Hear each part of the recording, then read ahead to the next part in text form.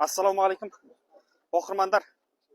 Қазақ еліне аты дүркіреп тұрған Елтем Моторс Қарағандыда кәсіби жұма басталды. Әп бәрекелді шап. Және 1 қазаннан 13 қазан аралығында 24 айға бөліп төлеу ала аласыздар. Және 150 көптен 300 көпке шейін барлық мотоциклдер бар. Біз сіздерді асыға күтеміз. Шап қана халқым. Бәрекелді. Ассалаумағалейкум, қазақ елі. Елтем бәке, олар мотоциклдер атағы дүркіреп тұрған елге мәлім. О, тамаша. Бір жеңілдік бағамен сатып аласыздар, кез келген қызметтеріңе қолдана бересіз. Міне.